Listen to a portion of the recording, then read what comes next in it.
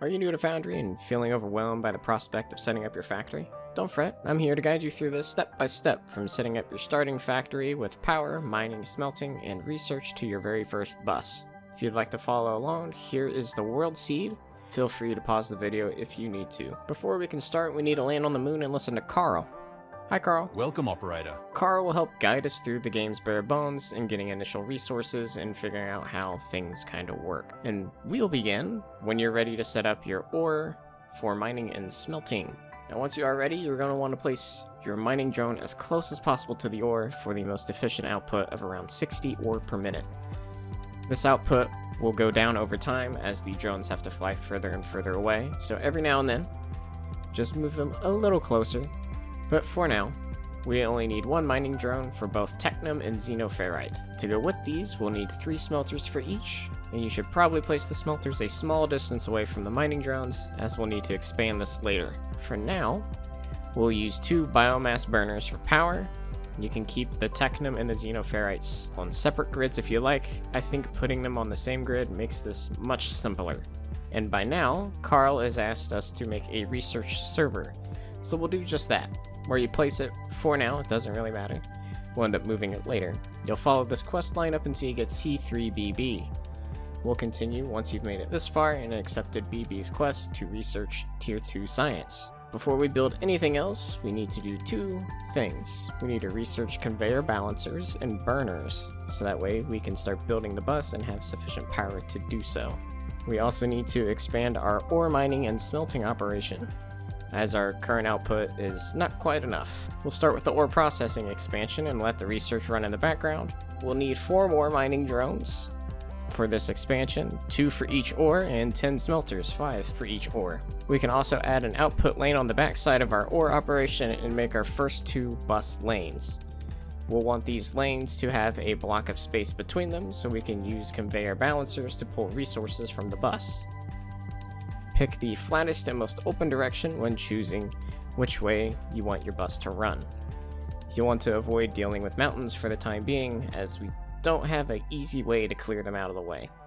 While you wait for science packs to craft in your inventory, take a moment to survey the area. You might find additional resource nodes that can be crucial to your factory's expansion in the future. Once your research is done, we must build our new and improved power grid. For our starting factory, we'll need 1 mining drone, 3 loaders, and 2 burners. You'll need to locate your ignum ore, which should be about 3 to 10 blocks underground or on the surface. Make sure this grid is connected to your Technum and Xenoferrite grid, because if it isn't, you're just going to be powering itself and not really getting any use out of it.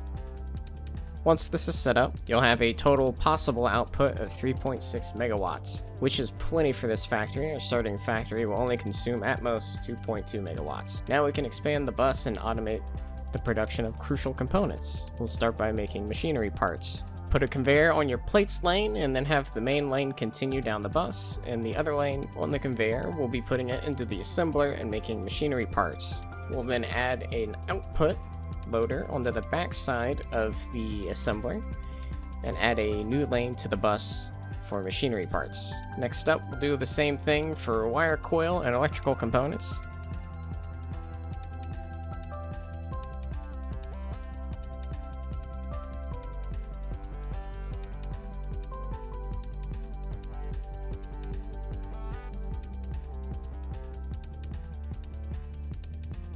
Now your electrical components need rods and wire coil. So from the output lane of the wire coil, we'll split it with a conveyor, and 1 lane will go to the bus and the other will go to the assembler for electrical components.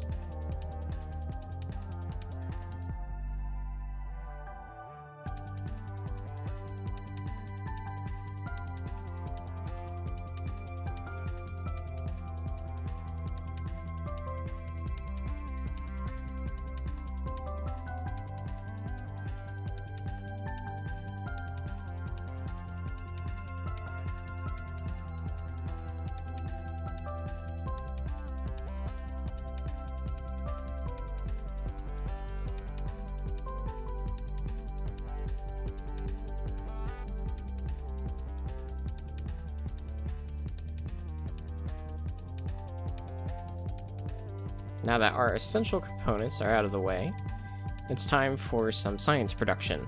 It's the same process as any of the other items in the assembler, just run an output lane into your research server instead. You can research anything in the first tier of science, and eventually we'll research red science packs. While all this research is underway, we need to automate belts and building blocks for 2 reasons. 1, for fast factory building and expansion. 2, we need both of these items for red science packs. So to produce them in mass quantities, we'll need 2 assemblers, 2 logistic containers, and you'll set up your assemblers like how you usually would with anything else, and you're going to have the outputs go to logistic containers, so that way you can pull from them if and when you need material. Now, if you're interested in the math for this factory, with everything we've built so far, we are producing 160 plates with a net gain of 8. We're producing 160 rods with a net gain of 36. 80 wire coils with a net gain of 40. We're making 20 electrical components. 40 machinery parts with a net gain of 0. 120 building blocks with a net gain of 96. 40 belts with a net gain of 28. And then we're also producing 2 red and 2 blue science per minute. This is your starting factory. If you found this video helpful in any way, give it a like and consider subscribing for more game guides.